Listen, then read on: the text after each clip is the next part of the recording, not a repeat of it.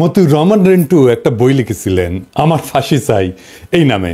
এই নামটা উনি দিছিলেন এই জন্যই যে উনি একজন মুক্তিযোদ্ধা, আওয়ামী লীগের একজন একনিষ্ঠ কর্মী, হাসিনার একজন গুণমুগ্ধ ছিলেন। সেই রেন্টু ভাই যখন হাসিনার ঘনিষ্ঠ হইয়া তার পৈশাচিক রূপ দেখলেন, তিনি তার পুরা পলিটিক্যাল জার্নির জন্য নিজেরই দায়ী করলেন। তিনি ভাবলেন আমি কেন এই ভুল করলাম, এই দায় আমার, তাই আমি আমারই ধ্বংস চাই, আমারই ফাঁসি চাই। আমি ঠিক এইভাবেই আমি নিজে চিকিৎসক, ডাক্তার, ভালোবেসেই চিকিৎসা শাস্ত্র পড়ছি। আর এই চিকিৎসা ব্যবস্থায় যে অন্ধকার দিক দেখছি, যার মধ্যে কাজ করছি, তার ফলে আমার নিজের ফাঁসি নিজে চাওয়া ছাড়া মনে হয় মুক্তি নাই।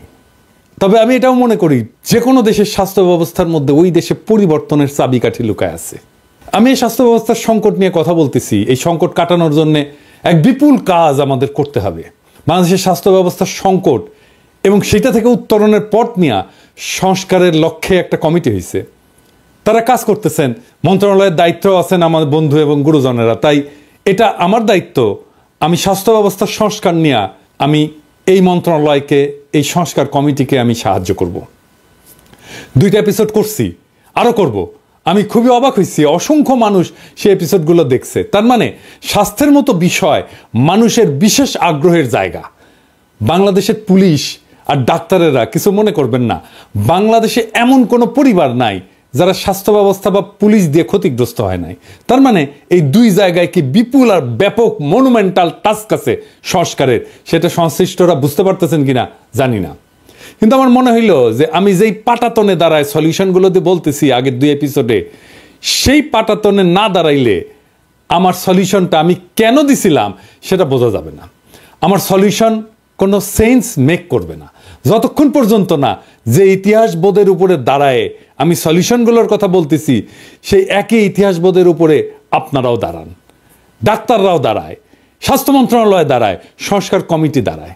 আসেন আমরা আদি ইতিহাস থেকে শুরু করি, চিকিৎসা ব্যবস্থা আর তার বিবর্তনের ইতিহাস দেখি। কোন ভাঙাগড়ার মধ্যে দিয়ে গেছে সেই চিকিৎসা ব্যবস্থা, আজ আমরা যার উত্তরাধিকার। এই চিকিৎসা ব্যবস্থার ফিলোসফিক্যাল জার্নিটা কি, আসেন সেইটা আমরা বুঝে দেখি। সারা দুনিয়াতে স্বাস্থ্য ব্যবস্থার মেরুদণ্ড চিকিৎসক, অথচ এই চিকিৎসকদের বিরুদ্ধে মানুষের পর্বত প্রমাণ অভিযোগ। যে সুস্থ হয়ে বাড়ি যায় সে অভিযোগ করে, যে যায় না সে তো করবেই।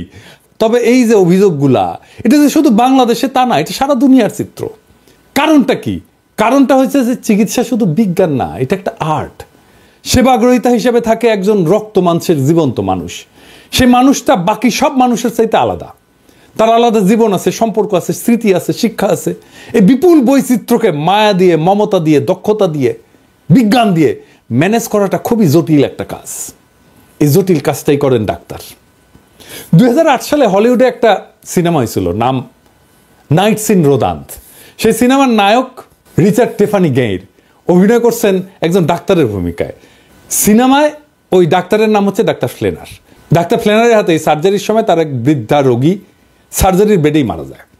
ডাক্তার ফ্লেনার আসছেন সমুদ্রের ধারে একটা শহর রোদান্থতে বৃদ্ধার স্বামীকে কৈফিয়ত দিতে। ফ্লেনার বলতেছে যে অ্যানেস্থেশিয়ার জটিলতায় 50,000 জনের মধ্যে একজনের এরকম দুর্ঘটনা ঘটতে পারে, যে দুর্ঘটনাটা তোমার স্ত্রীর ক্ষেত্রে ঘটছে। বৃদ্ধ কিছুক্ষণ চুপ করে শুনে বললেন যে 50,000-এ একজন একটা সংখ্যা, আমাদের 43 বছরের দাম্পত্য জীবন। আচ্ছা ডাক্তার, তুমি কি আমার স্ত্রীর চোখের তারার রংটা দেখছিলা? এই যে আবেগের তীব্রতা, সেটা ডাক্তার ফ্লেনার সামাল দেবে কিভাবে যদি না দুই পক্ষের বিশ্বাস আর এমপ্যাথির একটা সম্পর্ক তৈরি না হয়। পৃথিবীর কোনো পেশাকেই তো এমন তীব্র মানবিক আবেগ মোকাবেলা করতে হয় না।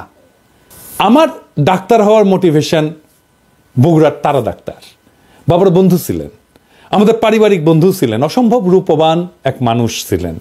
এমন মমতায় উনি রুগী দেখতেন, এমন অপূর্ব ছিল ওনার হাসি, ওনার উপস্থিতি রোগ অর্ধেক ভালো কইরা দিত। উনি যখন বগুড়া আলতাফুন্নেসা খেলার মাঠের পাশের রাস্তা দিয়ে স্টেথো গলায় ঝুলায় যাইতেন, হাঁটতেন, তখন মনে হইতো দুনিয়ার সমস্ত সৌন্দর্য উনার উপরে ভর করছে। আমারও ছোটবেলায় মনে হইতো ঠিক এইভাবে স্টেথো গলায় আমাকে মাঠের পাশ দিয়ে হাইটে যেতে হবে। ডাক্তারি পেশা এতটাই সেলিব্রেটেড ছিল, কাঙ্ক্ষিত ছিল, আমি ডাক্তার হইতে হইতে সেই দিনগুলো কোথায় যেন হারায় গেল। আমরা মনে করি যে ডাক্তারেরা সব দেশে, সব যুগে, সব সমাজে সমাদৃত ছিল। কথাটা ঠিক না। পৃথিবীর সব দেশেই সমাজপতিরা চিকিৎসকদের প্রতি ছিলেন নির্দয়। এই ভারতবর্ষে চিকিৎসকরা রোগীর বাসার সামনের দরজা দিয়ে ঢুকতে পারতেন না, তাদের ঢুকতে হইতো যেই পথে ম্যাথরেরা বাসার বর্জ্য নিয়ে যাইত। গ্রিসের চিকিৎসককে মনে করা হতো নিচু জাতের কারিগর।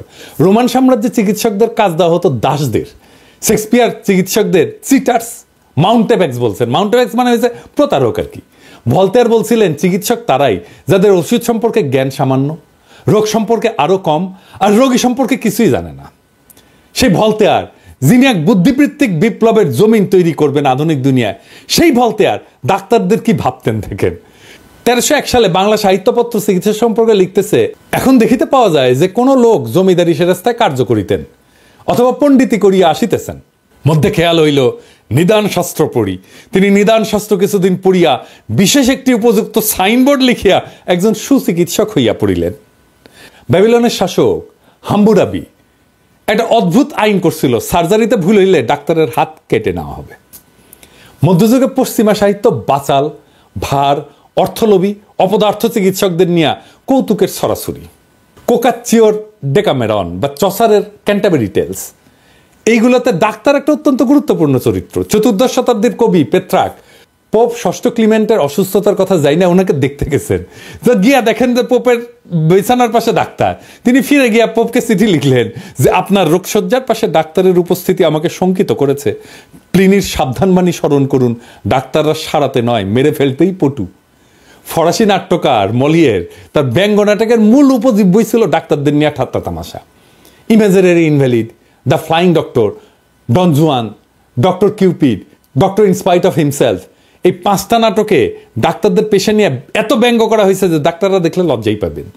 জর্জ বার্নার্ড শর একটা নাটক আছে ডক্টর ডিলেমা নামে, সেখানে বার্নার্ড শর ভূমিকা লিখছেন যে 100 টাকা পারিশ্রমিক না বড় ডাক্তার কখনো 10 টাকা পারিশ্রমিকের ডাক্তারের সাথে একমত হবেন না, কারণ সেক্ষেত্রে তার বাড়তি 90 টাকার দাবিটা খেলেও হয়ে যায়। নেপোলিয়ন বলছিলেন যে মানুষ মারার অপরাধে পরলোকে গিয়া আমাদের মতো সেনাপতিদের চাইতে ঢের বেশি জবাবদিহি করতে হবে ডাক্তারদের। টলস্টয় ওয়ার অ্যান্ড পিস লিখতেছেন, ওখানে কৌতুক ভরে খোঁচা দিয়া লিখতেছেন, যদিও ডাক্তারেরা চিকিৎসা করেছিল, ওষুধ খাইয়েছিল, রক্ত মক্ষণ করেছিল, তবুও সে ভালো হয়ে উঠলো, মানে তার মারা যাওয়ারই কথা ছিল যেহেতু ডাক্তার আসছে। কিন্তু ইতিহাসে আরো আগে চিকিৎসকের নিরাময় করার অদ্ভুত ক্ষমতাকে মানুষ কিন্তু বন্দনা করছিল। জনগণের রোগ থেকে আরোগ্য লাভের আকাঙ্ক্ষা এত প্রবল হয়ে উঠছিল যে চিকিৎসকের দেবতার আসনে বসানো শুরু করলো তারা। মিশনে ইমহোটপ, আইসিস, গ্রিসে এসক্লেপিয়াস, ভারতে ধন্বন্তরী। ধর্মও ঈর্ষা করতে শুরু করছিল চিকিৎসকদের। যিশু বলছিলেন যারা ঈশ্বরের অবহেলা বা পাপ করবে তারা চিকিৎসকের হাতে পড়ার মতো শাস্তি পাবে। কিন্তু অলৌকিক নিরাময়ের ক্ষমতা প্রদর্শন হয়ে উঠল মানুষের মন জয়ের অন্যতম উপায়। যিশু নিজেই রোগাক্রান্তকে নিরাময় করে তার ঐশ্বরিক ক্ষমতা প্রমাণ দিয়েছেন। এমনকি গৌতম বুদ্ধ। এখনো ক্যাথলিক ফাদার হওয়ার শর্ত হচ্ছে কমপক্ষে 2টা অলৌকিক নিরাময়ের ক্ষমতা দেখাইতে হবে। চিকিৎসার সাথে অলৌকিকত্ব আর চিকিৎসককে দেবত্ব আরোপ করার ফলে লাভ হইল না চিকিৎসকের বা চিকিৎসাবিদ্যার, কারণ চিকিৎসক তো দেবতা না, তার মধ্যে কোনো ঐশ্বরিক ক্ষমতাও নাই। চিকিৎসকের কাছে মানুষের প্রত্যাশা এত উঁচুতে পৌঁছাইল যে সেদিন থেকে চিকিৎসকরা হেরে গেলেন সেই খেলায়। তারপরেই এইভাবে মধ্যযুগের সাহিত্যে চিকিৎসকদের এই অবস্থা। তবে এই অবস্থার আবার পরিবর্তন হইল অষ্টাদশ শতাব্দীর শেষ দিকে, তখন কলোনি মাস্টাররা যাচ্ছেন সারা দুনিয়ায়, নতুন নতুন যুদ্ধবিগ্রহ লেগেই আছে। সেই প্রথম ব্যাপকভাবে সেনাবাহিনীতে নেওয়া হতে থাকলো তরুণ ডাক্তারদের। ছড়ায় ছিটিয়ে থাকা ডাক্তাররা একটা সুসংগঠিত বাহিনীর সদস্য হয়ে ছড়ায় পড়লো সারা দুনিয়ায়, মিশতে থাকলো সাধারণ মানুষের সাথেও। মানুষেরা দেখলো ক্ষমতাবান কিন্তু মাটির কাছাকাছি মানুষ। 19 শতকের মাঝামাঝি সৎ আদর্শবাদী চিকিৎসকদের দেখতে শুরু করলো পৃথিবী। সাহিত্য ছাপ পড়ল। 1872 সালে প্রকাশিত হলো জর্জ এলিয়টের মিডল মার্চ। তার নায়ক এক অসাধারণ আদর্শবাদী চিকিৎসক টার্সিয়াস লিডগেট। লেখা হলো Madame Bovary, enemy of the people, যা থেকে সত্যজিৎ রায় বানাইলেন গণশত্রু সিনেমাটা। Doctor Pascal, Arrowsmith, Citadel, Plague. Bangla সাহিত্য লেখা হলো দত্তা, পথের দাবি, আরোগ্য নিকেতন, অগ্নি। সিনেমায় উত্তম কুমারের সবচেয়ে উজ্জ্বল চরিত্র অভিনয় ছিল ডাক্তারের চরিত্র, দেশপ্রেমিক, আদর্শবাদী, মহান পেশায় প্রতি নির্লোভ মহাপুরুষের প্রতিচ্ছবি। সেই সময়টাই ছিল চিকিৎসা পেশার স্বর্ণযুগ। আর আজকের বাংলাদেশের স্বাস্থ্য ব্যবস্থার সমস্যা আরো জটিল, কারণ পুরা সিস্টেম ভয়াবহ করাপশন ঢুকছে। রোগী ধরা দালাল, ডায়াগনস্টিক সেন্টারের কমিশন, হাসপাতালগুলোর রোগী ধরা বাণিজ্য, কিছু বড় বড় ফার্মাসিউটিক্যাল কোম্পানি একটা বড় অংশের ডাক্তারদের সাথে মাসোহারার সম্পর্ক, কিছু ডাক্তারদের মারাত্মক পেশাগত অদক্ষতা, রোগীদের সাথে দুর্ব্যবহার, আর এই সিস্টেমটাকে টিকায় রাখার জন্য গড়ে ওঠা কায়েমি স্বার্থবাদী গোষ্ঠী পরিস্থিতিকে জটিল থেকে জটিলতর করে তুলছে। মানুষ বুঝতে পারে যে এই ব্যবস্থা অত্যন্ত করাপ্ট, তাই সে মাঝে মাঝে তার ক্ষোভ ঝাড়ে ফ্রন্ট লাইনে থাকা ডাক্তারদের উপরে। অভিযোগ ভুল চিকিৎসার। ডাক্তাররা কেন ভুল চিকিৎসা করে? এর দায় কি শুধু ডাক্তারের? WHO বলে যে পশ্চিমা স্বাস্থ্য ব্যবস্থাতে 10% রোগী ভুল চিকিৎসার শিকার হন। চিকিৎসার ঝুঁকি থাকবেই। অত্যন্ত অভিজ্ঞ এবং যত্নশীল চিকিৎসকেরও ভুল হইতে পারে, কারণ প্রত্যেকটা রোগাক্রান্ত শরীর আপন বৈশিষ্ট্য অনন্য। শরীর সবসময় বইয়ের টেক্সট মাইনে চলে না, এটাই বিজ্ঞান। কিন্তু এই যুক্তি মানুষ মানবে কেন যদি তা একটা করাপ্ট সিস্টেমের মধ্যে থাকা একজন মানুষের কাছে শোনে? ডাক্তারদের সাথে আস্থার বিশ্বাসের সম্পর্ক তৈরি করতে 2000 বছর লাগছিল সভ্যতার। এই ইতিহাস যদি ডাক্তাররা জানতো তাহলে মাত্র 50 বছরের মধ্যে সেটাকে ধূলিসাৎ করে দিতে পারতো না। সেই জন্যেই স্বাস্থ্যের জন্য দরকার একটা ফাদার ফিগার, ডাক্তার জাফরুল্লাহ চৌধুরীর মতো, যে নিজে ডাক্তার, সমস্যাটা ভালো বুঝে, আবার জনতার সাথে সম্পর্কিত, মানুষ তাকে বিশ্বাস করে। এমন ফিগার ছাড়া আপনি স্বাস্থ্যে কোনো সংস্কার করতে পারবেন না। আমাদের দুর্ভাগ্য, যখন আমরা সংস্কার করতে যাচ্ছি তখন জাফর ভাই আমাদের মাঝে নাই। বিষয়টা আরো গভীরে যায় দেখি ডাক্তারদের তরফ থেকে তারা কোন জটিল সমস্যার মধ্যে থেকে কাজটা করে সেটা না জানলে শুধু দোষ দেওয়া সমস্যার সমাধান হবে না। প্রাচীনকালে চিকিৎসকরা রোগীর চিকিৎসা করতে করতে অভিজ্ঞতা সঞ্চয় করতেন, সেই সঞ্চিত জ্ঞান তিনি পরের প্রজন্মকে দিয়ে যেতেন। আর আজকে চিকিৎসক যখন রোগীকে চিকিৎসা দেন, রোগ নির্ণয় করেন, সেই চিকিৎসার পিছনে থাকে কোনো না কোনো গবেষণা। সেই গবেষণার উপরে ভর কইরা চিকিৎসক তার সিদ্ধান্ত নেন। কিন্তু খুবই উদ্বেগের ব্যাপার, চিকিৎসা ক্ষেত্রে গবেষণার ফলাফল যেটা দাবি করা হয়েছিল, অন্য গবেষকেরা সে একই পরীক্ষা করে সেই ফল পাচ্ছেন না। বিষয়টা আর একটু পরিষ্কার করে বুঝি। বৈজ্ঞানিক গবেষণার একটা মূল বিষয় হলো রিপ্রোডিউসিবিলিটি। তার মানে যে কোনো পরীক্ষা আবার কইরা দেখানো যেতে পারে, বারবার করলে একই ফল আসবে। এখানেই বিজ্ঞানের সাথে অন্য বিষয়ের তফাৎ। সেই কারণেই যেখানে এমনটা ঘটে না সেগুলোকে আমরা অবৈজ্ঞানিক বিষয় বলি। আমি যদি 2 অণু হাইড্রোজেন আর 1 অণু অক্সিজেনকে মিশে তার ভিতর দিয়ে বিদ্যুৎ চালনা করি, তাহলে আমি পানি পাবো। এটাই আমার যদি গবেষণা হয়, তাহলে আমার এই পদ্ধতি ব্যবহার করে সবাই একইভাবে পানি বানাইতে পারবে। যতবার এটা করবে ততবারই একই ফল আসবে। এটাকে বলে রিপ্রোডিউসিবিলিটি। আর এটা যদি না ঘটে তাহলে বলতে হবে আমার গবেষণাটা ভুল বা আমার পদ্ধতি অবৈজ্ঞানিক। একই পর্যবেক্ষণ অনেকবার করে দেখানোই হলো বিজ্ঞানের বৈশিষ্ট্য। অথচ চিকিৎসা বিজ্ঞান সংক্রান্ত গবেষণায় ভয়ানক অবস্থা। প্রকাশিত গবেষণায় যা ফল পাওয়া যায় বলে দাবি করা হচ্ছে, তার বেশিরভাগই আবার নতুন করে গবেষণা করলে আর পাওয়া যাচ্ছে না। মানে আগের গবেষণাটাই ছিল ভুয়া। এটা সামান্য কথা না, কারণ এই গবেষণার উপর ভিত্তি করে চিকিৎসার ব্যবস্থা তৈরি হয়েছে। সেই চিকিৎসা লাখ লাখ লোককে দেওয়া হয়েছে। এই দায় কি তাহলে চিকিৎসকের? 2011 সালে আমেরিকার ভার্জিনিয়া বিশ্ববিদ্যালয়ের সাইকোলজিস্ট ব্রায়ান নোসেক তার সহকর্মীদের নিয়ে সাইকোলজির প্রায় 100টা গবেষণা আবার করছিলেন। এই কাজটা ইন্ডিভিজুয়ালি করা হয় না, কারণ বিজ্ঞানীদের যা দিয়ে উৎসাহ দেওয়া হয়, যেমন স্কলারশিপ, পুরস্কার, কমিটি মেম্বারশিপ, এগুলো পাইতে হলে চমৎপ্রদ গবেষণার ফলাফল দেখাইতে হয়। তাই আগে হওয়া গবেষণা নিয়ে কেউ আর কাজ করতে চায় না, একই কাজ আরেকবার করে দেখতে চায় না। অবাক ব্যাপারে 100টা গবেষণার 3 ভাগের 1 ভাগ গবেষণা ফল ভুয়া। মানে আগের ফলের সাথে নতুন ফল মিলতেছে না। 2015 সালে সায়েন্স জার্নালে প্রকাশিত হয়েছিল সেই ফলাফল, 3 ভাগের 1 ভাগ ভুয়া। তাইলে এই গবেষণাগুলোর উপর ভিত্তি করে যে চিকিৎসা তৈরি হয়েছিল তার 3 ভাগের 1 ভাগ ভুল হবেই, যার দায় চিকিৎসকের না। অনেকে মনে করতে পারেন সাইকোলজিতে মন নিয়ে কারবার, সেই মন তো আসলে অধরা, ধরা যায় না, তাই হয়তো এরকম অবস্থা। অন্যান্য শাখায় অবস্থাটা হয়তো তেমন খারাপ না, কিন্তু না। 2011 সালে বিখ্যাত ফার্মাসিউটিক্যাল কোম্পানি বায়ার জানাইলো যে ক্যান্সার সংক্রান্ত অনেক গবেষণা তাদের গবেষকরা আবার করে দেখছেন এবং মাত্র 4 ভাগের 1 ভাগ গবেষণার ফল মেলাইতে পারছেন। মানে 75 ভাগ ফল ভুয়া।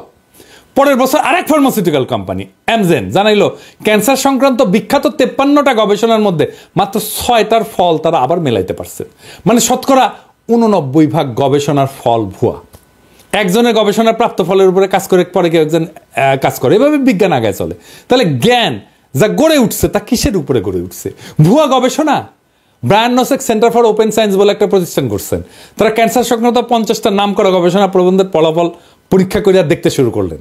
2012 সালে 5টা পরীক্ষা তারা করছিলেন প্রথমে, তার মধ্যে মাত্র 2টা পরীক্ষার ফল মিলছে, তা পুরোপুরি না। তাহলে এর অর্থ কি? এটা গবেষণা? এই গবেষণা ফাঁক ছিল, যা আগেই ধরা পড়ার কথা ছিল, অন্তত প্রকাশিত হওয়ার আগেই। তাহলে চিকিৎসা বিজ্ঞান কার উপরে নির্ভর করবে? এই ভুল আর মিথ্যা গবেষণা কর্মের উপরে এগুলো ছাপা হয়েছিল বিখ্যাত সব মেডিকেল জার্নালে। কিভাবে সেগুলো ছাপা হইলো? এত রিভিউয়ার আছে জার্নালগুলোর, তাদের কারো কাছে গবেষণায় ফাঁক ধরা পড়লো না। এই রিভিউয়ের প্রসেসটা বলি, যারা এই বিষয়টা সম্পর্কে জানেন না। ধরা যাক আপনি একটা গবেষণা ফলাফল পাঠালেন একটা জার্নালে ছাপানোর জন্য, সেই লেখাটা কয়েকজন সেই ফিল্ডের কয়েকজন প্রথিতযশা রিভিউয়ারের কাছে পাঠানো হবে রিভিউ করার জন্য, অনেকটা পরীক্ষার খাতা দেখার মতো। তারা সেই গবেষণাটা নিরীক্ষা করে দেখবেন গভীরভাবে যে গবেষণাটা ঠিক আছে কিনা। কিন্তু আসলেই কি তারা খুঁটায় খুঁটায় দেখেন? 1998 সালে বিখ্যাত মেডিকেল জার্নাল ব্রিটিশ মেডিকেল জার্নালের সম্পাদিকা ফিওনা গডলি একটা দুষ্টামি করে পরীক্ষা করছিলেন। তিনি একটা মন গড়া প্রবন্ধ 200 জনকে পাঠাইছিলেন এবং ইচ্ছে করেই 8 ধরনের ভুল ঢুকাই দিছিলেন। কেউই 8টা ভুল ধরতে পারেনি। 200 জনের কেউ 8টা ভুল ধরতে পারেনি। গড়ে সবাই 2টা করে ভুল ধরতে পারছিলেন। ইন্টারেস্টিং ফাইন্ডিংস এটা। আগের যে উদাহরণগুলো দিলাম সেখানেও দেখছেন 1/4 গবেষণা আসলে ভালো, 3/4 গবেষণা আসলে ভুয়া।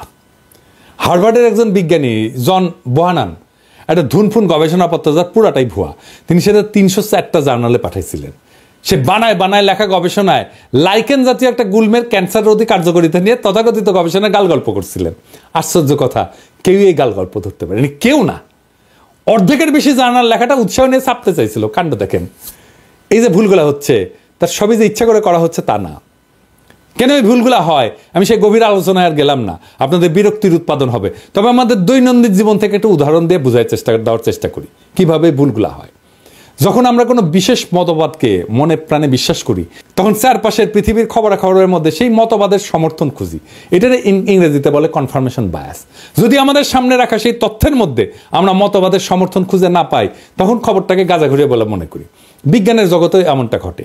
আমার হাইপোথিসিসের সাথে যদি তথ্য মিলে যায় সেটা ভুল হইলেও আমরা অনেক সময় গ্রহণ করে ফেলি।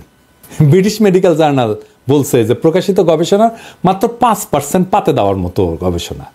প্রত্যেক মিনিটে প্রায় 2টা মেডিকেল গবেষণা প্রকাশিত হচ্ছে, আর যারা প্রকাশ করতেছে তারা বিলিয়ন ডলার কোম্পানি।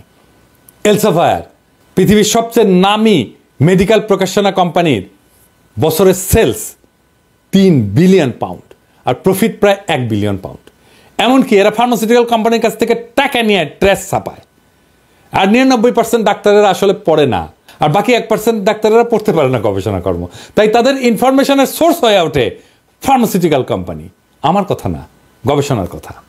এই যে গ্যাবে অ্যান্ড লি মে তাদের গবেষণার ফাইন্ডিংস এভাবে লিখছেন যে clinicians rarely accessed, appraised and used explicit evidence directly from research or other formal sources. তার মানে হইতেছে চিকিৎসকেরা কদাচিৎ গবেষণা বা ফর্মাল সোর্স থেকে এভিডেন্স কালেক্ট করে। এর ফলে যারা মার্কেটিং আর প্রমোশনে বিলিয়ন ডলার খরচ করে তাদের প্রভাবে ডাক্তাররা এমন সব ওষুধ লেখে যা ক্ষতিকর বলে চিহ্নিত হয়েছে। এর মধ্যে 1998 সালে আমেরিকার 5টা ওষুধকে প্রত্যাহার করা হয়েছিল যেগুলো রোগীর কোনো উপকার তো করেই না, ক্ষতি করছিল। তার মধ্যে ছিল অ্যালার্জির ওষুধ, মেদ কমানোর ওষুধ, কোনো প্রাণঘাতী রোগ চিকিৎসার ওষুধ কিন্তু না। কিন্তু এটা যেই সময় বাজারে ছিল আমেরিকার মানুষের 10% এই ওষুধগুলো কোনো না কোনো সময় খাইছে। এই ওষুধের অ্যাপ্রুভালের সময় যে ডেটা দেওয়া হয়েছিল সেগুলো ছিল ভুয়া। এ দায় তাহলে কার? এমন মিথ্যা আর গাঁজাখুরি জিনিস গবেষণা বলে প্রকাশিত হয়েছিল নামকরা জার্নালে। 2001 সালে 40টা গবেষণা কর্মকে প্রত্যাহার করা হয়েছিল। 10 বছর পরে এই সংখ্যা বেড়ে দাঁড়িয়েছিল 400-র বেশি। অর্থাৎ মোট গবেষণার সংখ্যা বাড়ছিল মাত্র 1.5 গুণ। মেডিকেল জার্নালে প্রকাশিত উঁচু মানের গবেষণার প্রায় 15%ই আদতে যাচ্ছেতাই টাইপের গবেষণা। আমেরিকা সরকারের অফিস অফ রিসার্চ ইন্টিগ্রিটি 2008 সালে নেচার পত্রিকায় একটা রিপোর্ট প্রকাশ করে। তারা 2000 বিজ্ঞানীর গবেষণাকে 3 বছর ধরে নিবিড় পর্যবেক্ষণ করে দেখে এর মধ্যে 200টা গবেষণায় জোচ্চুরি আছে। প্রেডেটরি জার্নাল বলে মেডিকেল সায়েন্সে এক ধরনের জোচ্চুরি জার্নাল হয়েছে যেখানে আপনি মোটামুটি যা খুশি তাই ছাড়তে পারবেন, শুধু কিছু নগদ নারায়ণ ধরাই দিতে হবে আর কি। সহকারী অধ্যাপক থেকে সহযোগী অধ্যাপক, আবার সহযোগী অধ্যাপক থেকে অধ্যাপক হওয়ার জন্য মানে প্রমোশনের জন্য প্রকাশিত গবেষণা লাগে। বাংলাদেশে একসময় এক বিখ্যাত প্রফেসর দৈনিক পত্রিকায় প্রকাশিত স্বাস্থ্য বিষয়ক একটা নিবন্ধ জমা দিয়া অধ্যাপকের পদ বাগাই নিয়েছিলেন। আমি হিসাব দিতে পারবো না প্রেডেটরি জার্নালে লেখা দিয়া কত অধ্যাপকের পদ বাংলাদেশের ডাক্তাররা বাগাই নিয়েছেন। তবে কেউ কেউ যে বাগাইছেন সে অনুমান অবশ্যই করা যায়, কারণ এই প্রেডেটরি জার্নালে আমার বন্ধু দেশের ডাক্তারদের লেখাই 50%-এর বেশি। ফার্মাসিউটিক্যালস কোম্পানি যদি চিকিৎসকের ক্লিনিক্যাল জাজমেন্টকে প্রতিস্থাপন করে তাহলে রোগী কি চিকিৎসা পাবে? গবেষণার নামে ট্র্যাশ যদি ভরতে থাকে মাথায়, কোনটা গবেষণা আর কোনটা ট্র্যাশ এটা বোঝার দক্ষতা যদি না থাকে তাহলে রোগী চিকিৎসা পাবে? রোগী যে শুধু চিকিৎসা পায় না এটা সে তার কমন সেন্স দিয়ে বোঝে, তাই তার ক্ষোভ মাঝে মাঝে ছাই চাপা আগুনের মতো উদ্গিরিত হয়। সে স্বাস্থ্যকর্মীর উপরে ঝাঁপায় পড়ে। ডাক্তাররা সারা দুনিয়াতে কর্মক্ষেত্রে হিংসার শিকার হন। এই হিংসার বিস্তার এতই বিশাল যে 2002 সালে WHO-কে world report on violence and health প্রকাশ করতে হয়েছিল। WHO-র মতে 38% চিকিৎসক এবং স্বাস্থ্যকর্মী সারা জীবনে অন্তত একবার ভায়োলেন্সের শিকার হন। বিশাল ঘটনা, দুনিয়াতে কোনো পেশার ক্ষেত্রে এটা ঘটে না। আমি আলোচনায় গভীরে যাওয়ার আগে আপনাদের একটা বিষয় স্মরণ করে দিতে চাই। খেয়াল করলে দেখবেন ভায়োলেন্সের শিকার চিকিৎসক এবং স্বাস্থ্যকর্মীদের প্রায় সবগুলাই সরকারি বা পাবলিক। 2021 সালে বাংলাদেশের চিকিৎসক নিগ্রহের যে ঘটনাগুলো ঘটছে তা নিয়ে একটা গবেষণা প্রকাশিত হয়েছে। তাতে দেখা যাচ্ছে যে সমস্ত স্বাস্থ্যকর্মী কর্মক্ষেত্রে ভায়োলেন্সের শিকার হয়েছে তার 91% সরকারি ডাক্তার বা স্বাস্থ্যকর্মী। আউটডোর সার্ভিসের 80% আর ইনডোর সার্ভিসের 60% দেয় প্রাইভেট সেক্টর। অথচ কি অবাক বিষয়, পাবলিক সেক্টরের চিকিৎসক সংখ্যায় কম সার্ভিস দেওয়া বেশি পরিমাণে ভায়োলেন্সের শিকার হচ্ছে। আমি যেদিন এই ভিডিও রেকর্ড করি সেদিনই চিকিৎসা বিজ্ঞানের গবেষণা সংক্রান্ত ডেটাবেজ মেডলাইনে ভায়োলেন্সে কিওয়ার্ড দিয়ে সার্চ দিলাম। দেখেন কি বিপুল পরিমাণে ভায়োলেন্স সংক্রান্ত আলোচনা আর গবেষণা মেডিকেল মহলে বাড়ছে। এই গ্রাফে অবশ্য এটাও দেখতে পারবেন যে চিকিৎসা বিজ্ঞান ভায়োলেন্স সংক্রান্ত আলোচনা শুরুই হয়েছে 80-র দশক থেকে। এখন প্রশ্ন হচ্ছে এই ভায়োলেন্স কিভাবে থামানো যাবে? তাহলে আমাদের দেখতে হবে ভায়োলেন্সের উৎস কি। বাংলাদেশের জিডিপির অনুপাতে হেলথ বাজেট 2012 সালের পর থেকে ক্রমাগত কমছে। এখন মোটামুটি জিডিপির 2%, দক্ষিণ এশিয়া এটা প্রায় 5.5%। প্রাইভেট সেক্টরে চিকিৎসা ব্যয় মেটাতে বছরে 4% মানুষ দারিদ্র সীমার নিচে চলে যাচ্ছে। বাংলাদেশে এক বছরে দরিদ্র কমে 1 থেকে 2%। শুধু চিকিৎসার ব্যয় মেটাতে গিয়ে দারিদ্র সীমার নিচে চলে যায় প্রত্যেক বছর 4% মানুষ। বাদরের তৈলাক্ত বাস ব্যয় ওঠার উপমার সাথে এটার কিন্তু মিল আছে। এর আবার গালভরা একটা নাম আছে, মেডিকেল পভার্টি ট্র্যাপ বা দারিদ্র ফাঁদ। হার্ভার্ড মেডিকেল স্কুলের সোশ্যাল মেডিসিনের শিক্ষক পল ফার্মার এটাকে বলছেন স্ট্রাকচারাল ভায়োলেন্স। এর অর্থ হচ্ছে জাত, ধর্ম, লিঙ্গ, বর্ণ বৈষম্য, রাজনৈতিক হিংসা, যুদ্ধ, সামাজিক অর্থনৈতিক অসাম্য এসব কিছুই নির্ধারণ করে কে অসুস্থ হয়ে পড়বে এবং মেডিকেল সার্ভিস নিতে পারবে। তার মানে আপনি একজন স্বাস্থ্যকর্মী হয়ে এই বাজেটে কাজ করে নিজেই স্ট্রাকচারাল ভায়োলেন্সের অংশ হচ্ছেন। রোগীরা স্ট্রাকচারাল ভায়োলেন্সের শিকার হয় প্রথমে। ডাক্তার না জেনে না বুঝে স্ট্রাকচারাল ভায়োলেন্সের অংশ হয়ে যান। রোগীর স্বজনেরা সেই স্ট্রাকচারাল ভায়োলেন্সের ফিজিক্যাল এমবডিমেন্ট হিসেবে দেখে একজন ডাক্তারকে। তাই পাল্টা আক্রমণের লক্ষ্য হয় সে। আপনি স্বাস্থ্যকে প্রায়োরিটি না দিলে স্ট্রাকচারাল ভায়োলেন্স কমবে না। আপনি দেখবেন এই জুলাই আগস্ট বিপ্লব যোদ্ধাদের সুচিকিৎসার ব্যবস্থা করতে পারলো না স্বাস্থ্য মন্ত্রণালয়। ওই যে প্রায়োরিটি মনেই করলো না যে কাজটা জরুরি। যে মন্ত্রণালয় 20 থেকে 25,000 আহত ছাত্র জনতাকে সার্ভিস দিয়ে তৃপ্ত করতে পারে না, সে 18 কোটি জনতাকে কিভাবে তৃপ্ত করবে? এটাই তো ছিল স্বাস্থ্য মন্ত্রণালয়ের জন্য অ্যাসিড টেস্ট। স্বাস্থ্য যে জাতীয় উন্নয়নের জন্য, অর্থনৈতিক উন্নয়নের জন্য একটা পূর্ব শর্ত, এটা না বুঝে আমাদের নীতি নির্ধারকেরা না আমাদের হেলথের লিডাররা বুঝাইতে পারে নীতি নির্ধারকদের। এই বিষয়টা বুঝে দেখি। 2010 সালে একটা ইন্টারেস্টিং প্রবন্ধ প্রকাশিত হয়েছিল, nuclear weapons and neglected diseases the 10,000 to 1 gap শিরোনামে। এই প্রবন্ধে বলা হয়েছে 11টা পারমাণবিক শক্তিধর দেশ $10 ট্রিলিয়ন বেশি ব্যয় করছে অস্ত্র তৈরি এবং মেনটেন্যান্সে। আর সারা পৃথিবীতে 80 কোটি মানুষ কৃমিতে আক্রান্ত যে হয় তার বেশিরভাগই নিম্ন বা মধ্য আয়ের পারমাণবিক শক্তিধর দেশ। যেমন ইন্ডিয়াতে 14 কোটি, চীনে 8.5 কোটি। নেগলেক্টেড ডিজিজ কন্ট্রোলের জন্য বরাদ্দ সারা দুনিয়ায় $1 বিলিয়ন কম। অর্থাৎ $10 ট্রিলিয়ন পারমাণবিক অস্ত্র সম্ভারের 10,000 ভাগের 1 ভাগেরও কম। 2010 সালে ল্যান্ডসেটের 2 জানুয়ারি আরেকটা প্রবন্ধ প্রকাশিত হয়েছিল, neglected topical disease beyond the tipping point শিরোনামে। ওখানে প্রবন্ধকার বলছে যে ওভারসিজ ডেভেলপমেন্ট ফান্ডের মাত্র 0.6% বরাদ্দ আছে নেগলেক্টেড টপিক্যাল ডিজিজের জন্য। মাইকেল মমার্ট এসব বিশ্লেষণ করে বলছিলেন যে স্বাস্থ্য হইল দীর্ঘ সামাজিক প্রক্রিয়ার পরিণতি এবং ফলাফল। এই যে স্ট্রাকচারাল ভায়োলেন্স, তার শিকার হচ্ছে সাধারণ মানুষ, যাদের এই ভায়োলেন্সে কোনো ভূমিকা নাই, ভাষ্য নাই, কোনো অবস্থিতিও নাই। বাংলাদেশের মানসিক চিকিৎসকরা সম্প্রতি বলছেন যে বাংলাদেশের 4 জনের মধ্যে 1 জন মানসিক রোগে ভুগতেছেন। প্রত্যেক বছর 10,000 জন মানুষ আত্মহত্যা করতেছে। এর কারণ হিসাবে বেকারত্ব, হতাশার কথা বলছেন ডাক্তাররা সাহেবেরা। এটা খুব গুরুত্বপূর্ণ কথা বলছেন, তা হচ্ছে বিচারহীনতা। তার মানে সাম্য এবং ন্যায় বিচার শুধু রাষ্ট্রের স্বাস্থ্যের জন্যই জরুরি না, ব্যক্তির স্বাস্থ্যের জন্যও জরুরি।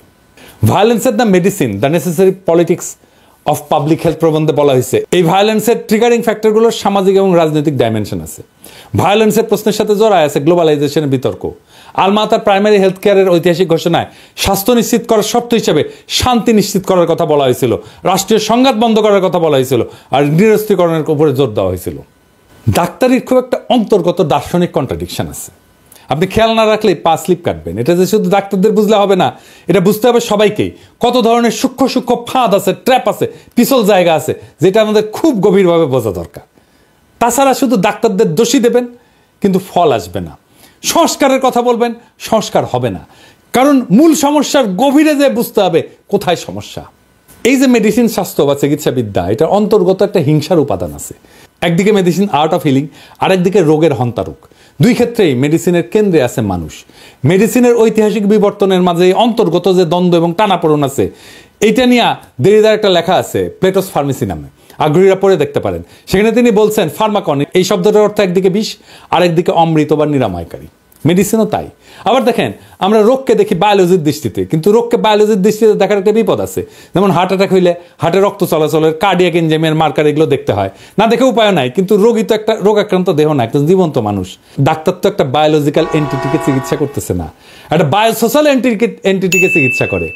বায়োসোশ্যাল থেকে বায়োলজিকে যখন আলাদা করা হয় তখন হয় এন্টিটি রিডাকশন।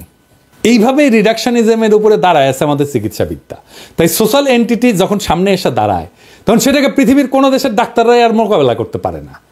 আবার আরেকদিকে দেখেন, আমরা যখন অসুস্থ হয়ে ডাক্তারের কাছে যাই বা হাসপাতালে যাই, সেখানে দেখা হয় আমাদের ক্লিনিক্যাল হেলথ, মানে সেখানে ব্যক্তির শরীরটা দেখা হয়। আবার ধরেন এই কোভিড মহামারীর সময় আমরা তখন পাবলিক হেলথের দৃষ্টিকোণ থেকে দেখি, যেখানে কমিউনিটি গুরুত্বপূর্ণ, সেই সামাজিক অবস্থা গুরুত্বপূর্ণ যা পরিবেষ্টিত হয়ে মানুষ থাকে। যদি দুই ক্ষেত্রেই ডিসোশ্যালাইজেশন সমানভাবে কার্যকর থাকে, তাহলে দুই ক্ষেত্রে যেটা হয় সেটা হচ্ছে ডিহিউম্যানাইজেশন। এরিক ক্যাসেলের একটা বেশ পুরনো লেখা আছে, শিরোনাম হচ্ছে দ্য রিলিফ অফ সাফারিং। সেখানে তিনি বলছেন, রোগাক্রান্ত হইলে মানুষের মানব সত্তার অনেক কিছুকেই তছনছ করে দেয়, ব্যক্তির সমগ্রতাকে ভেঙে চড়ে সাফারিংসের জন্ম দেয়। এই সাফারিংসের বোঝার ক্ষমতা আধুনিক মেডিসিনের নাই। আমাদের টেক্সট বইকে ঢেলে লিখতে হবে। পুরো টেক্সট বই আর শিক্ষাদানের পদ্ধতি না বদলাইলে চিকিৎসাবিদ্যার রোগীকে বায়োসোশ্যাল এন্টিটি হিসেবে দেখতে পারবে না। এইবার আসেন হাসপাতাল প্রসঙ্গে। আমরা ডাক্তাররা সবাই হ্যারিসন পড়ছি মেডিসিনের টেক্সট বই হিসেবে। সে খোদ হ্যারিসনে হাসপাতাল সম্পর্কে বলা আছে, হাসপাতাল হচ্ছে একটা ইন্টিমিডেটিং এনভায়রনমেন্ট, যেখানে রোগীর সেন্স অফ রিয়েলিটিকে অল্টার করে দেয়। এই সেন্স অফ রিয়েলিটি হচ্ছে রোগীর ব্যক্তিময়তা, মানুষ হিসেবে তার এন্টিটি। সেটা হারায় গেলে রোগী তার নিজস্ব জগৎকে হারায় ফেলে। সে হয়ে যায় একটা বেড বা কেবিন নাম্বার। হাসপাতালে এসে ব্যক্তিময়তা হারায়, নৈর্ব্যক্তিক হয়ে যায়। আমরা নিজেরা বলি না বেড নাম্বার 14 রোগী, বেড কেবিন নাম্বার 1001-এর রোগী, বা অমুক প্রফেসরের রোগী, বা হাইপোথাইরয়েডের রোগীটা, বা রোগীর সেই হারায় ফেলা জগৎ এবং হাসপাতালের নৈর্ব্যক্তিক কেস নাম্বার দেয়া সাজানো জগতের দুর্বল লিঙ্ক হচ্ছে একজন ডাক্তার এবং তার ব্যক্তিময়তা। অথচ একজন ডাক্তার যখন গড়ে উঠতে থাকে, সে তার ব্যক্তিময়তা হারায় ফেলতে থাকে, তার জগৎ সম্পর্কে রিয়ালিটি বদলাইতে থাকে। বাইরন গুডের একটা অ্যানথ্রোপোলজিক্যাল স্টাডি আছে এই নিয়ে, শিরোনাম medicine, rationality and experience on anthropological perspective. এই বইয়ে তিনি দেখাইছেন যে কিভাবে মেডিকেল স্কুলে শুধু নতুন শব্দই শেখানো হয় না, চিকিৎসা শিক্ষার্থীর এক নতুন জগৎকে নির্মাণ করা হয়। একজন শিক্ষার্থীর ভিজুয়াল মেটাফোর বদলায় যায়। অ্যানাটমির কাছে ত্বক, যা অনুভূতির অঙ্গ, তা হয়ে ওঠে একটা শিক্ষার সামগ্রী, যা মাইক্রোস্কোপের নিচে দেখার অবজেক্ট।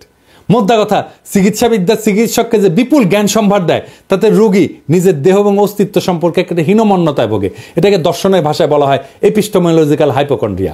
এই এপিস্টেমোলজিক্যাল হাইপোকন্ড্রিয়ার এক ধরনের নমনীয় হিংসা, এবং এই হিংসা ধারণ করেন চিকিৎসক নিজেই। আপনি খেয়াল করলে দেখবেন কিছু ডাক্তার তার রোগীকে অবলীলায় বলে, আপনি বুঝবেন না, আপনি কি ডাক্তার? আমি নিজে ডাক্তার হয়ে শুনি, আপনি কি স্পেশালিস্ট? আমি যদি স্পেশালিস্ট হয়ে প্রশ্নটা করতাম তখন কি বলতো আল্লাহই মালুম। আর্থার ক্লিনম্যানের একটা বই আছে, বেশ পুরানো কিন্তু প্রাসঙ্গিক। বইটার নাম ইলনেস ন্যারেটিভ। তিনি বলছেন, ডাক্তারদের সিলেবাসে এই বিশ্বাস জন্মানো হয় যে ডাক্তারদের জানা প্রয়োজন শুধু রোগের বায়োলজি, রোগের সাইকোলজিক্যাল, সোশ্যাল, কালচারাল অ্যাসপেক্ট জানাটা জরুরি না। ফলে একটা রোগ যখন রোগীর জীবনে একাধিক অর্থ নিয়ে হাজির হয়, সেটাকে বায়োমেডিক্যাল মডেলের মধ্যে ধরার চেষ্টা করা হয়। তখন শুরু হয় প্রসেস অফ ডিহিউম্যানাইজেশন। অথচ আমরা যেদিকে তাকাই না কেন, চারিদিকে আছে মানুষ, তার সমস্ত আকাঙ্ক্ষা, অপ্রাপ্তি, অসাম্য নিয়ে। সে মানুষকে বাদ দিয়ে আমরা হামলায় পড়ি তার রোগের উপরে। রোগীর মধ্যে হাজির থাকা বায়োসোশ্যাল এন্টিটির বদলে রোগের উপরে হামলায় পড়ার ঘটনা ঘটে মেডিকেল ইন্ডাস্ট্রিয়াল কমপ্লেক্সের নিপুণ পরিচালনায়। কি এই মেডিকেল ইন্ডাস্ট্রিয়াল কমপ্লেক্স? 1980 সালের 23 October New England journal of মেডিসিনের সম্পাদক আর্নল্ড রেনম্যান একটা সারা জাগানো প্রবন্ধ লিখছিলেন the new medical industrial complex নামে। তিনি পাঠকদের সতর্ক করে দিয়ে বলছিলেন যে এই মেডিকেল ইন্ডাস্ট্রিয়াল কমপ্লেক্স আমাদের ফিউচার মেডিকেল সিস্টেমের দখল নিয়ে নেবে, কিন্তু তারা আমাদের অ্যাকচুয়াল হেলথ প্রায়োরিটিকে গুরুত্ব দেবে না। তাই কিন্তু হয়েছে আজ প্রায় $11 ট্রিলিয়ন বাণিজ্য ক্ষমতা সম্পন্ন হেলথ কেয়ার ইন্ডাস্ট্রি প্রায়োরিটি কি? এদের প্রায়োরিটি টাকা চুল গজানোর ওষুধ বা পৌরুষ জাগ্রত করার ওষুধ।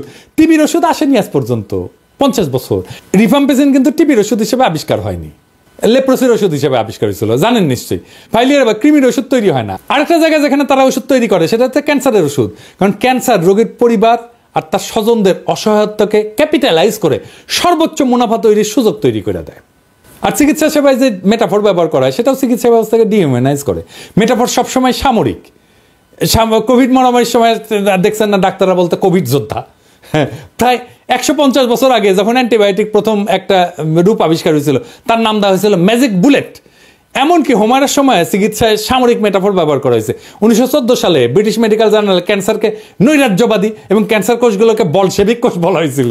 মানে টার্গেট মেটাফরগুলোকে পলিটিক্যাল অপোনেন্টের নামে করা হইতেছে।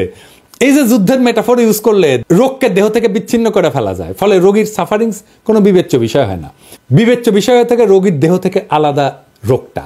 ফলে মেডিকেল ইন্ডাস্ট্রিয়াল কমপ্লেক্সের যোদ্ধারা সকল যুদ্ধাস্ত্র নিয়ে ঝাঁপায় পড়তে পারে।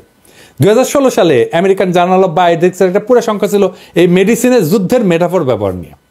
সেই সমস্ত রোগে যুদ্ধের মেটাফর ইউজ করা হয় যেখানে মুনাফা গগনচুম্বী। আপনি কখনো দেখবেন না যে ডায়রিয়ার বিরুদ্ধে যুদ্ধ বা কৃমির বিরুদ্ধে যুদ্ধ, ডাক্তার সাহেবরা নিশ্চয়ই নিজেদেরকে ডায়রিয়া বা কৃমি যোদ্ধা পরিচয় দেবেন না, যদিও খুব আগ্রহ নিয়ে নিজেদেরকে ক্যান্সার যোদ্ধা বলে পরিচিত করতে চাইবেন। মেডিসিনের এই গ্লোবাল কালচারে ডাক্তারেরা সজ্ঞানে বা অজ্ঞানে বিশ্বাসী হয়ে ওঠে এবং বাহক হয়ে যায়। হিংসার এক নতুন চেহারা আমাদের সামনে ভাইসা ওঠে। এমনকি দেহকে জাতিরাষ্ট্রের সাথে তুলনা করা হয়েছে। রমেলি মার্টিনের একটা ইমিউনোলজি বই আছে, নাম towards an anthropology of immunology, the body as nation state. যুদ্ধ খেলা জমার জন্য উত্তম মেটাফরি বটে, তাই না? ডাক্তারি পেশা তো কলঙ্ক কম কামায়নি। ইতিহাসের ডাক্তারেরা যারা জীবন নয় মৃত্যুর দূত হিসেবেও কাজ করছে, এইসব তো পৃথিবীর মানুষের কালেকটিভ মেমোরি থেকে হারায় যায়নি। নাজি কনসেন্ট্রেশন ক্যাম্পে ডাক্তারেরা কাজ করত। সেই সব ডাক্তারেরা কিভাবে মৃত্যুর গবেষণা করত? সাবসিকুয়েন্ট নুরেমবার্গ ট্রায়ালে 23 জন অভিযুক্তের মধ্যে 20 জনই ছিল ডাক্তার। ভাবা যায়, নাজি হিসাবে বিচার হচ্ছে 23 জনের মধ্যে 20 জন ডাক্তার। মৃত্যুদূত সেই ডাক্তার জোসেফ মেঙ্গেলের কথা আমরা জানি। সে কনসেন্ট্রেশন ক্যাম্পে পেট্রোল থেকে শুরু করে হেন কেমিক্যাল নাই যা বন্দীদের শরীরে পুষ না করত গবেষণার নামে। এই বদমাইশ গ্রেপ্তারেরা ব্রাজিলে স্বাভাবিকভাবে মৃত্যুবরণ করে। সেই দিনগুলো কি শেষ হয়েছে? না, হয়নি তো। 2004 সালে ল্যান্ডসেটে আবু গ্রাইব কারাগারে ডাক্তারদের সেই একই নাজি বদমাইশি নিয়ে একটা আর্টিকেল ছাপা হয়েছে, Abu Ghraib its legacy of military medicine নামে। আরও 2টা আর্টিকেল আছে নিউ ইংল্যান্ড জার্নাল অফ মেডিসিনে, উইদাউট কনসাস আর when doctors go to war. 2টাই 2005 সালে প্রকাশিত। আগ্রহীরা পড়তে পারেন, অনলাইনে আছে। এই দুঃস্বপ্ন কি শেষ হয়েছে? না, হয়নি। এমনকি হার্ভার্ডে এখন গবেষণা হচ্ছে কগনিটিভ নিউরোসায়েন্সে। কি জন্য জানেন? যারা আমেরিকান রাষ্ট্রের বিরুদ্ধে যুদ্ধ ঘোষণা করছে, অর্থাৎ হার্ডকোর টেরোরিস্ট, তারা দৈহিক আর মানসিক অত্যাচারে ঠিক কোন পর্যায়ে গিয়ে ভেঙে পড়তে পারে তার ব্রেন ম্যাপিং করা, মস্তিষ্কের ফিজিওলজিতে কি কি বায়োকেমিক্যাল পরিবর্তন ঘটে সেটা পরিমাপ করা। কি ভয়ানক অবস্থা! আবার দেখেন, দেহের উপরে রাষ্ট্রের নিয়ন্ত্রণের সবচেয়ে বড় রূপ হচ্ছে মৃত্যুদণ্ড। এই মৃত্যুদণ্ড দেওয়ার সময়, এমনকি এক্সিকিউশনের সময় ডাক্তার যুক্ত হচ্ছে। ইনজেকশন দিয়ে জলজ্যান্ত মানুষকে মৃত্যুদণ্ড দেওয়া হচ্ছে, তাকে ডাক্তার মারতেছে, ডাক্তার হয়ে উঠতেছে জল্লাদ। কোনো গ্লানি নাই। একজন ডাক্তার তো এই কাজ করতেই পারে না, এটা মেডিকেল এথিক্সের বাইরে। সে ডাক্তার হিসেবে তার শপথ ভঙ্গ করতেছে, কারণ সে তো জীবন বাঁচায়, সে জীবন নেয় না। 70-80 দশকে ডাক্তারেরা বাংলাদেশেও বন্ধাত্মকরণ কর্মসূচি বাস্তবায়ন করছে। কেউ জিজ্ঞেস করে নাই এটা ঠিক না, কেউ বলে নাই, কোনো ডাক্তার বলে নাই এটা ঠিক না। তৃতীয় বিশ্বের কোটি কোটি সক্ষম পুরুষ নারীকে বন্ধ করে দিছে ডাক্তাররা নিজের হাতে। জ্ঞানের কি ধ্বংসাত্মক ব্যবহার! চিকিৎসাবিদ্যার এই যে অন্তর্গত কন্ট্রাডিকশন, এটাই এই পেশার মানবিক সম্ভাবনাকে স্ফুরিত হইতে দেয় নাই। অন্তর্গত গভীর হিংসার বোধ থেকে একজন মেঙ্গেল তৈরি করে, একজন জল্লাদ তৈরি করে, হাজার হাজার বন্ধাকরণ কর্মী তৈরি করে যারা তাদের পেশা নিয়ে গর্ব করে। গবেষণার তথ্য লুকায় রফেকক্সিবের মতো ওষুধ কোটি কোটি মানুষকে খাওয়ায় দেয় বিনা গ্লানিতে। খুব সহজেই এরা বিগ কর্পোরেশনের অংশ হয়ে যায়। তৈরি হয় দানবীয় মেডিকেল ইন্ডাস্ট্রিয়াল কমপ্লেক্স, যার একমাত্র লক্ষ্য মুনাফা আর মুনাফা আর মুনাফা। এই হিংসাই হইতেছে সেই বিপন্ন বিস্ময়। 18 শতকের সার্জন এবং অ্যানাটমিস্ট উইলিয়াম হান্টারের ভাষায় নেসেসারি ইনহিউম্যানিটি। তিনি তার ছাত্রদের বলতেন, earn a necessary inhumanity by dissecting the dead. একটা বিখ্যাত বাংলা কবিতা আছে উইলিয়াম হান্টারের মেটাফর নিয়া, মনে পড়তেছে কি? জীবনানন্দ দাশের কবিতা। আরও এক বিপন্ন বিস্ময় আমাদের অন্তর্গত রক্তের ভিতর খেলা করে, আমাদের ক্লান্ত করে। লাশ কাটা ঘরে সেই ক্লান্তি নাই, তাই লাশ কাটা ঘরে চিত হয়ে শুয়ে আছে টেবিলের পরে। এই লাশ কাটা ঘর থেকেই শুরু হয় একজন ডাক্তারের নেসেসারি ইনহিউম্যানিটি। ওই নেসেসারি ইনহিউম্যানিটি থেকে চিকিৎসাবিদ্যা মুক্তি না পাইলে শতাব্দীর পর শতাব্দী চেষ্টা করলেও পৃথিবীর কোনো দেশেই ডাক্তাররা কখনো মানুষের প্রিয়জন হইতে পারবেন না। হে স্বাস্থ্য মন্ত্রণালয়ের নেতারা, ডাক্তারি শাস্ত্রের এই অন্তর্গত দুর্বলতা, ঐতিহাসিক স্খলন আর তার সাথেই বিপুল মেডিকেল ইন্ডাস্ট্রিয়াল কমপ্লেক্সের সাথে লড়াই করতে পারবেন? আমি ভয় দেখাইতেছি না, কাজটা কত ব্যাপক আর বিপুল তা মনে করাই দিচ্ছি আর কি। স্বাস্থ্য মন্ত্রণালয়ে পলিটিক্যালি এক্সট্রিমলি পাওয়ারফুল, তীক্ষ্ণ বেদার পপুলার লিডার পেলে কাজটা সহজ হইতো। এটা ছাড়া যে পারবেন না তা না, কিন্তু জানা বোঝাটা খুব পরিষ্কার না হইলে আপনি এই কাজটা এমনকি শুরুও করতে পারবেন না। বলবেন সংস্কার, হবে না সংস্কার। তবে আমার শুভকামনা রইল, কোথাও আমার সাহায্য করার জায়গা থাকলে জানায়েন, করব। ইনকিলাব জিন্দাবাদ।